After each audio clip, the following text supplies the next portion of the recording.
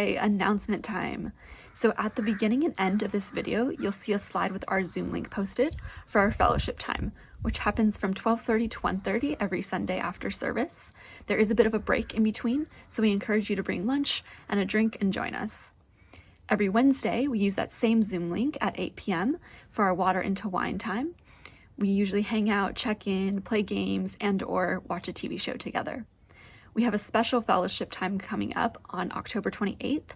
We're going to do a costume contest for Halloween, so make sure you bring your kids, bring your pets, bring your partners, your friends, your family, and let's see who has the best Halloween costume this year.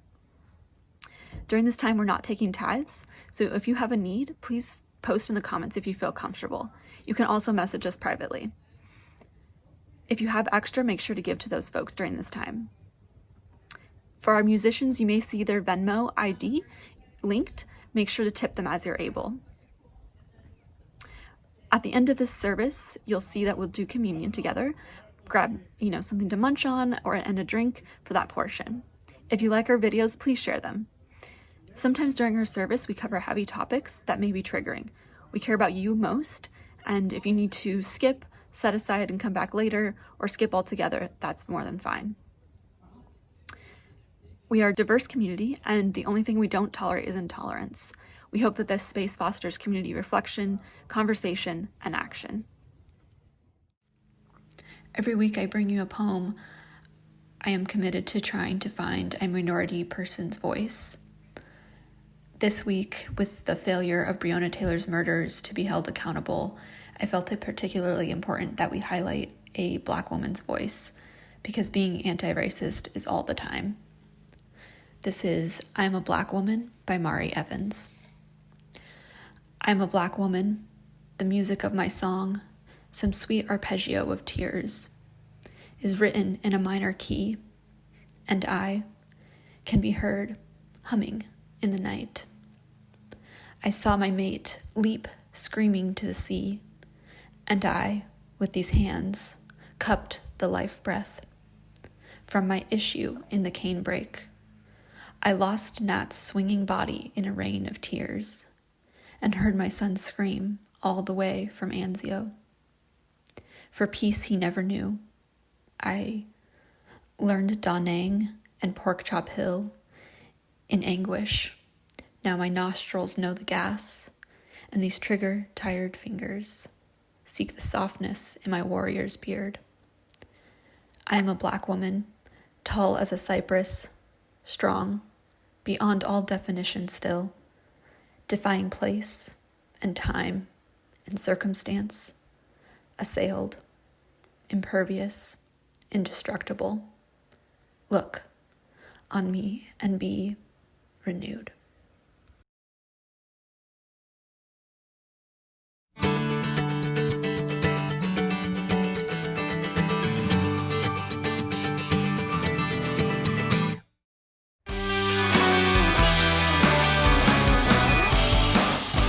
Hey y'all, welcome to our weekly live cast, and what a live cast it will be. Today, it is my honor to introduce one of my personal heroes, Brian McLaren. Now, if you don't know Brian McLaren, I've got a question for you.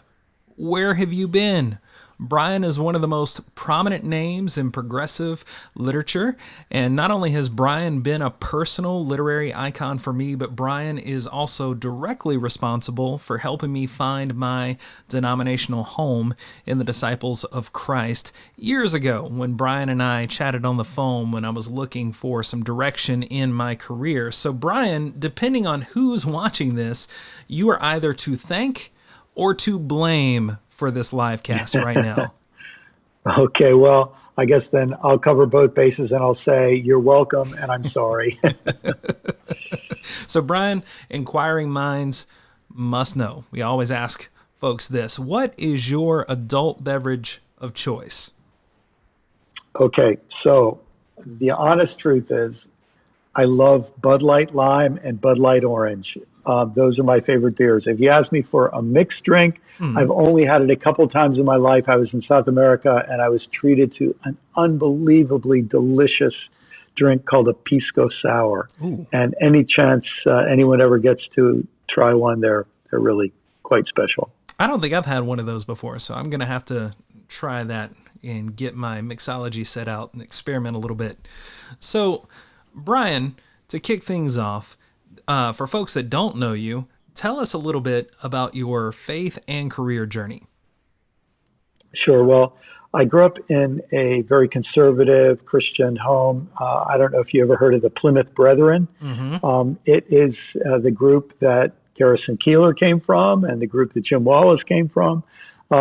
It's also the group that originated something called dispensationalism and the rapture. If anybody's ever heard of those things, I will say you're welcome and I'm sorry. More I'm sorry than you're welcome. But that's the group that cooked up those doctrines in the 1830s. And it was a wonderful group. I really learned the Bible very well. My parents were very devout, good people. And in some ways, they were on the progressive end of that very conservative community. I was on my way out of Christian faith by the time I was a teenager, mostly because of science. I loved science. And I remember my Sunday school teacher once said, you have to choose. You can either believe in God or evolution. You can't believe in both. So I thought, okay, I'm 14 years old, 4 more years and I'm out of here. But then I ended up having kind of a big spiritual experience, and I became part of the Jesus movement and the charismatic movement, and so that kind of put me on a different path. I ended up becoming a pastor. I had a graduate degree in English, and I was teaching college English. Composition, technical writing, literature, all that sort of thing.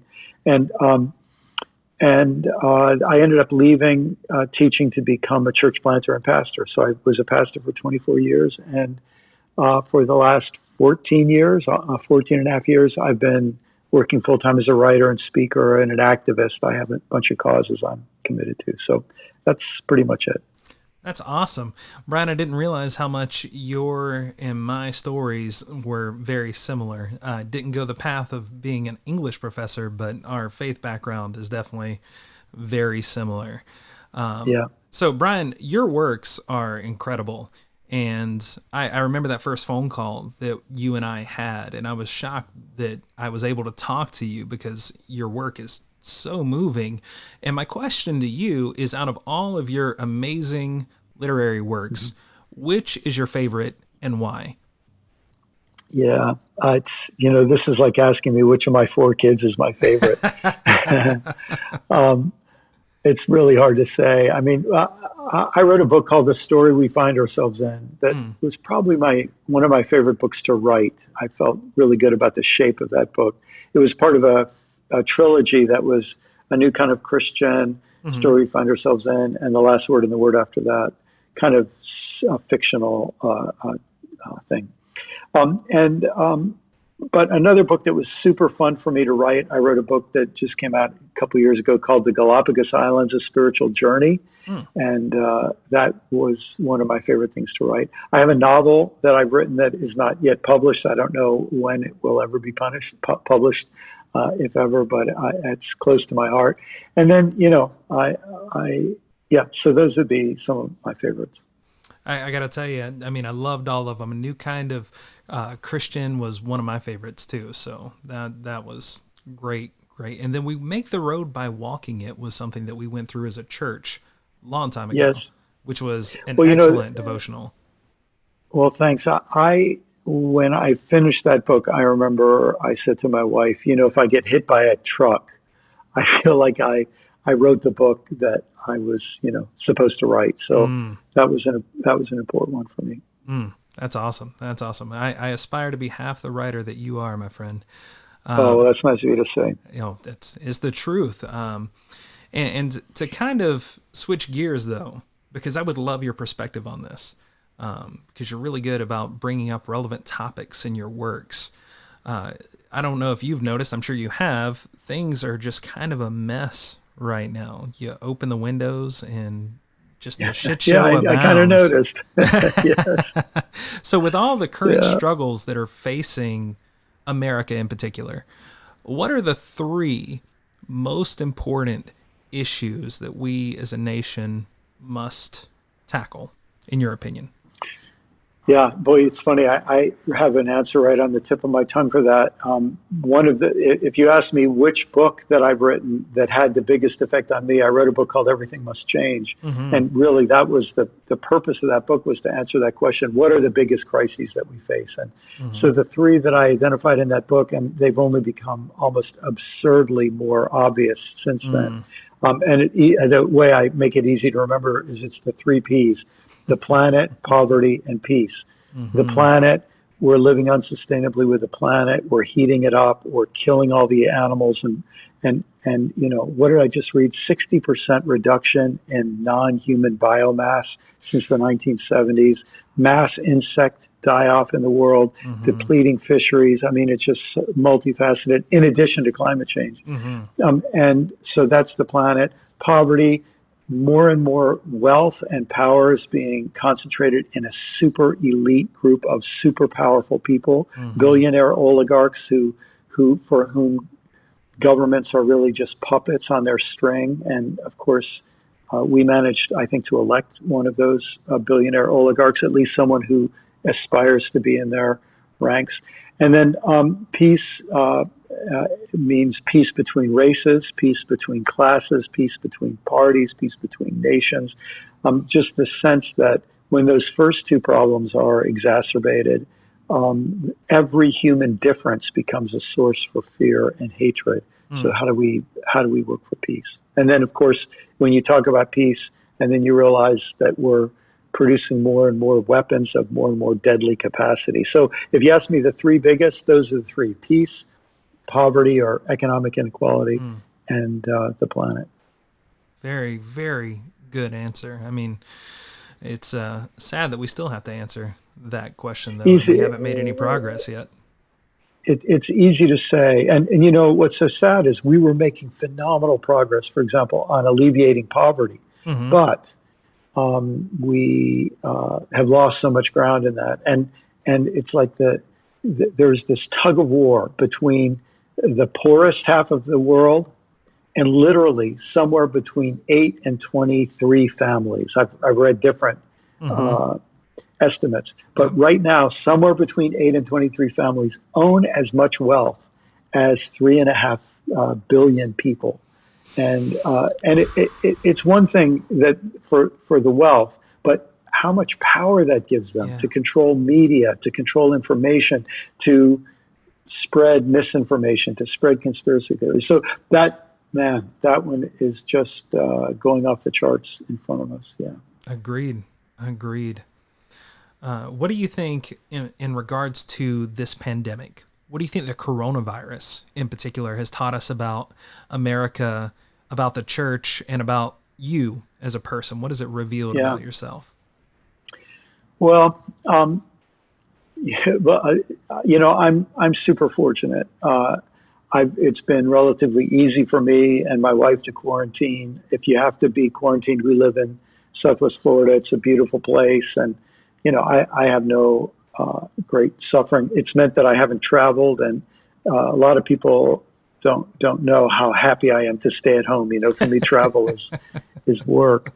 It's been great to stay at home. But here's what coronavirus, I think, teaches us. It teaches us that we are connected. One of the lies of our economic system is that we're each individual consumers, individual economic units in a capitalist society competing with each other. And this idea of individualism, it breaks that apart. It doesn't matter if you're a billionaire, if half the world, if 3/4 of the world's people don't have decent health care, then they're going to spread the virus so quickly among them. And even if we get a vaccination for coronavirus, there'll be another one down the road and another one down the road. Yep. And what we start to realize is if it spreads like wildfire among the people with poor or no health care, everybody suffers. The economy suffers, and the rich people are vulnerable. So it breaks down the idea of individualism and national borders. I mean, unless you want to become North Korea, then you realize if we're going to have international trade, we're going to have to care about one another's well-being. So it breaks down this myth of isolation and, one nation first, whoever it is. No, we're all connected in this world. And of course, we need that sense of connection because that's true of our weather. I mentioned I live in Florida. A lot of our hurricanes come from the west coast of Africa. I just read the other day that one of the reasons the Amazon basin is so fertile is because dust from the Sahara Desert has been flowing and falling, has been blowing across the Atlantic, falling on the Amazon. I mean, our whole world is connected. And so the myth of isolation and the myth of separateness is being assaulted, but there's a whole lot of people that want to double down on it and create their little superior us, and they don't care about everybody else. So to me, that's the great opportunity. And sadly, the church is going to have to go through pretty deep theological rethinking about this, because an awful lot of Christians, their thought is, for God so loved the world that he gave his only son. No, not that. For God so loved the Christians that he gave his only son. In other words, this idea that God has favorites and God has certain people who have the inside track and to hell literally with everybody else. So, what I think coronavirus has the chance to teach us is powerful and profound and radical. And I think many of us are learning it, but I think others are digging in their heels. Yep. The church is a stubborn mule at times, and it's frustrating, and I couldn't agree more. I mean, we've got to start seeing the value in the divine in everyone's eyes, regardless of what side of the border they land on.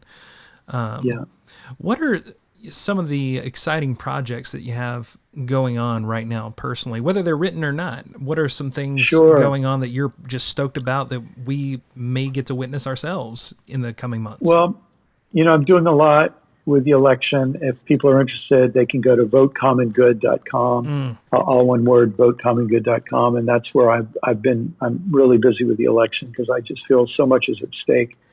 And in terms of writing, I have a book coming out in January called Faith After Doubt that I think will be really helpful to a lot of people. And then I'm actually writing the book that will be released in spring of 2022, and that's called Do I Stay Christian? And I kind of see these two books as almost like just a pair of books that really fit together. So Faith After Doubt and Do I Stay Christian? Those are my big writing projects. I'm impressed. You've got quite a hefty workload with the writing projects ahead of you. I'm lucky, Christopher, because I truly love to write. Like, it's one of the things I just enjoy. I love words and I love sentences, and hours fly by when I'm doing it. So I'm really lucky. It's nothing I have to discipline myself for. It's something I have to discipline myself to get a lot of other stuff out of the way because I enjoy it. I am excited to read both of them. I think I've read all of your books, so I'm looking over at my bookshelf now just to make sure. I'm pretty sure. I mean, you've got like a whole row up there that's devoted to you. So. Oh, well, again, thank you, and I'm sorry. No, don't apologize. I mean, honestly, to extend thanks, I owe you a tremendous amount of thanks because there was a time when I was thinking about leaving the ministry altogether. I was frustrated. I was hitting a wall left and right. And now to have the opportunity that I have in Santa Cruz is an amazing opportunity. And it's totally because of your encouragement, both written and spoken to me. So thank you so much.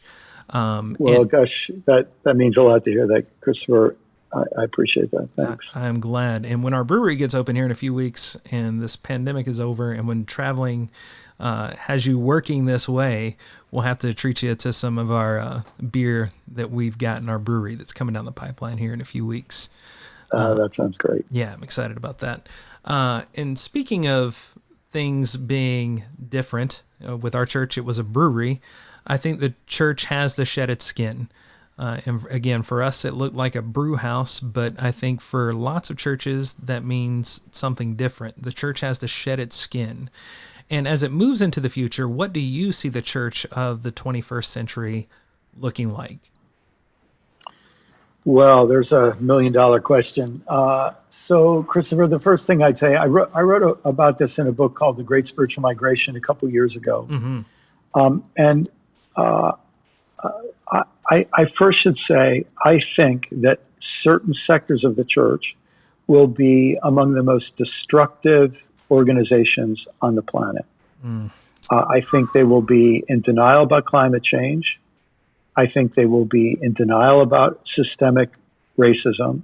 I think they will be supportive of anybody who wants to sell more guns and create more nuclear weapons. Like on every one of the issues we mentioned before, peace, poverty, and the planet, they will be on the wrong side. And it's not because of Jesus, and it's not because of the Bible. It's because a huge sector of the Christian religion in America has always been the religion of land thieves, racists, and slaveholders. And we haven't, the Christian religion hasn't had a sober reckoning with that. So let's take that and just put it to the side. There's that wing in Christianity, there's that wing in Islam, there's that wing in Judaism, there's that wing in Hinduism that's nationalistic, that's selfish, that's hostile, that's exclusive, that's supremacist. So let's put that aside. Here's maybe the way that I wish, if I were writing The Great Spiritual Migration now, I think I'm about to say this way more clearly than I said it in the book. But I think the positive, constructive sides of the Christian religion have been about 80 to 90% institution and 10 to 20% movement. And I think as we move forward, we need to become something like 60 to 80% movement and 20 to 40% institution. Institutions are still important, but the movement is more important. And if we want to look for an example of this, I would probably look at Alcoholics Anonymous and other 12-step groups. They're like 90 or 95% movement and 5 or 10% institution, but they're about a mission. And they're about they haven't become obsessed with their own existence. They've stayed obsessed with helping the next addict who walks through their doors. So something like that for the church would be really a powerful thing. And what happens then is when we're movement focused, all of the exterior trappings become okay. If you want a big building, that's great. If you want a big cathedral, that's great. If you want pipe organs, that's great. If you want rock and roll bands and smoke machines, it's all the same. It doesn't matter if it's helpful. If you can have a brew pub, fantastic. If you can do church hiking on trails, awesome. What it does is it makes all of those trappings become secondary to the essence, which is this deeper sense of mission. Does that make sense? Sorry to ramble on. No. That was amazing, and I couldn't agree more. I am to refer back to what you were saying in the beginning of that response. I cannot be more frustrated with the side that the church has taken. I mean, it is inevitable, at least in my lifetime, that when it comes to important matters for justice, the church is in the front row wearing a weird number 1 foam finger on the wrong side of history. And it's incredibly frustrating. And for me as a church planner, I'm very passionate about reconciling that. And I think having that come to Jesus, pun intended, moment with the church and just calling it what it is important. But then also looking forward to how we should fix the problem. And I think focusing on methodology is one of the pitfalls that we have in the church. Like you were saying, we tend to focus on how we do church rather than what the church stands for. And I am with you 120%. That's awesome. Well, on my good days, I believe what I'm about to tell you, and on my bad days, I struggle to believe it. But but here's the thing: if we believe we're in as big a mess as we seem to be, as we are, I mean, there's no doubt about it. If we're in this big a mess, if we look back not just across human history, but across sort of the geological record, so to speak, then we realize that there are periodic extinction events that look like they're absolute catastrophes. But in the aftermath, new life blooms. And I think we're in that kind of epical transition that involves a good bit of pain. And I think we have to be prepared for challenge and difficulty and pain. Yeah. But I dare to believe that that chaos is exactly the context in which, how does it say it in Genesis? The Spirit of God hovers over the waters. The creative spirit uses and works through the chaos and the difficulty. And that's where creative people like you, who are doing wonderful, creative new things, are so important right now. And we need every person whose heart stirs them to take the risk and to move into that creative space. We need it in the world of religion. We need it really bad in the world of religion. Agreed. But we need it in every different area of life.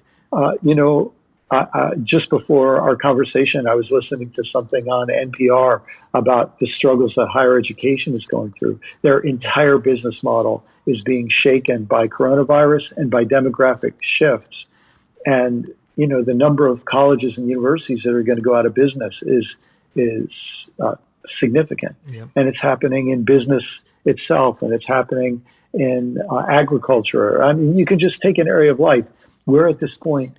Wouldn't it be wonderful if our spiritual leaders could help all of us prepare to seize this moment of opportunity? Yes. Yep. We are definitely in this monumental transition. And I think in some ways, these transitions were coming. They were going to happen. Yes. I feel like the coronavirus just kind of expedited the process. Yes, I think you're right. Well, I've heard several people say exactly that. They've said coronavirus has accelerated a whole lot of things that were happening. Yep. So we're moving online faster than ever. And yes. That has been an interesting transition for me as a church planner, because my congregation is mostly online. And what we're finding is that most of our congregants kind of prefer it. But we still long for in-person community. And yes. That's something we're wrestling with right now. So this transition is affecting all of us, and the church is no stranger to it, for sure. Yes. Well, Brian, it has been such a treat for me. I mean, again, you are a person that I look up to and that I revere. I'm really excited about the works that you have coming our way. And I can't thank you enough for your time today, for your words, and again, most importantly, your work, because you inspire folks like me to stay in the mess, to stay in the shit show. Well, listen, Christopher, thanks for having me. I often say this to people, people often talk about how the printing press played such a big role in the Protestant Reformation 500 years ago. And I think podcasts are one of the critical pieces of this shift that's happening now. In the privacy of some person's car as they're driving down the road, they get a chance to listen in on conversations that other people would be really angry at them for listening in yes. on. And it gives people a chance to think in private. And it's really, really important. So keep up the good work you're doing. I will try, my friend. I will try. And hopefully we might have you back on again in the future as things move forward. So, but much love to you, Brian. Can't say that enough. Much love to y'all that are listening and watching. And hopefully you'll be back for more heretical, nonviolent, revolutionary dialogue next week. And until then, Brian and all of y'all, love and justice to you. On the night Jesus was betrayed, he took bread, and he broke it. And he said, "This is my body, broken for you. Take and eat, and as often as you do, do so in remembrance of me." And likewise he took out the wine, and he poured it for his disciples. And he said, "This is my blood, poured out for you. Take and drink, and as often as you do, do so in remembrance of me." As you take of this bread and you take from this cup, know that you are loved and you are meant to sow love in this broken world. Grace and peace to you. And now, may the revolution of Jesus go with you wherever it may send you. May it guide you in healing this wasteland and protect you through the storm. May it lead you through this world seeking the justice it demands for you and for others. And may it bring you home preparing to continue love's mission beyond your doors. Grace and justice to you.